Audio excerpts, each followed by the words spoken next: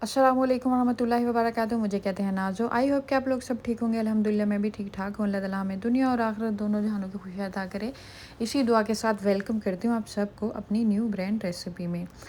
यहाँ मैंने बनाई है बार। जैसा कि सर्दियों का सीज़न स्टार्ट हो रहा है, तो उसी के हिसाब से हमें अपना फ़ूड को भी चेंज करना है। तो स्पेशली बच्चों का ख़्याल रखना होता है, वो स्कूल गोइंग होते हैं।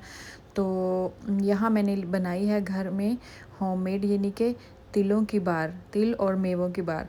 तो इसमें क्या क्या इंग्रेडिएंट्स की ज़रूरत होती है, सबसे पहले हम उसकी बात कर लेते हैं। यहाँ मैंने लिया है सीसम सीड 1 कप, और साथ में मैंने यहाँ लिया है किशमिश और चीनी। और ये चीनी की जगह आप शक्कर भी इस्तेमाल कर सकते हैं, ठीक है। यहाँ मैंने ले लिया है एक पैन, और इसमें ये मैंने इसको वॉश किया है, थोड़ा सा ड्राई होने दें। इसके अंदर फ़ौरन चीनी नहीं ऐड करनी। जब इस ड्राई होके थोड़ा सा हीट अप हो जाएगा, तो इसके बाद फिर हम इसके अंदर चीनी इस्तेमाल करेंगे, उसको कैरमलाइज़ करेंगे। अभी ये बिल्कुल पैन जो है वो गर्म हो चुका है। अभी मैं इसके अंदर चीनी डाल दूँगी, और चीनी को ऐसे ही उंडेलना नहीं है, ठीक है। इसको थोड़ा थोड़ा करके डालना है, ताकि अच्छे तरीके से वो सारी जो है उसमें दाना ना रहे, और वो अच्छे तरीके से कैरमलाइज़ हो जाए। ये देखें, अभी मैं इसके अंदर ऐड कर रही हूँ। ऐसे ऐसे करके इसको हमने डालना है, एक ही दम एक ही जगह पर नहीं डालना। और मैंने ये स्पून को मैंने थोड़ा सा ग्रीस किया है ऑयल से, ताकि जब हम इसको हिलाएं तो ये चिपके नहीं, ठीक है।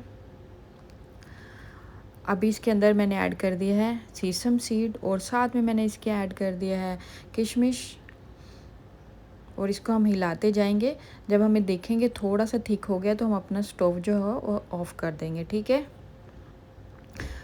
चलें जी, अभी मैं इसका, आप ये देखिए अभी स्टोव ऑन है, तो मैं इसको ऑफ़ कर दिया है, और अभी इसको मैं कंटिन्यू अच्छे तरीके से मिक्स कर लूँगी। यहाँ मैंने ले लिया है एक पैन, और उसको ग्रीस कर लेना है, ठीक है। हो सके तो इसके अंदर बटर पेपर रख लें, क्योंकि ताकि हमने दबाना है, प्रेस करना है, जब हमें निकालें तो हमें मुश्किल ना हो, ठीक है। मैंने इसको अच्छे तरीके से ऑयल से ग्रीस कर लिया था, ताकि जब मैं इसको निकालूँ तो मुझे मुश्किल ना हो, ठीक है। वो साथ चिपक सकता है। अभी यहाँ मैंने ले लिया है बटर पेपर, क्योंकि ये गर्म है, और इसको मैं प्रेस करूँगी अच्छे तरीके से, ताकि बाहर की शेप अच्छी आ जाए। तो यहाँ ये जो है आलू मैश करने वाला जो है वो मैंने लिया है टूल, और इसकी मदद से मैं अभी इसको अच्छे तरीके से प्रेस कर लूँगी। इसको प्रेस डाउन करना है, ताकि इसकी शेप जो है बाहर की वो बहुत ही अच्छी आए।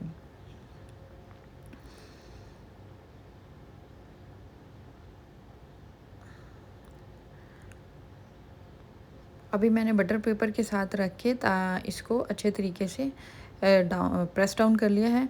आई होप कि आपको मेरी रेसिपी पसंद आएगी। मिलूँगी आपको नेक्स्ट रेसिपी में। बाय।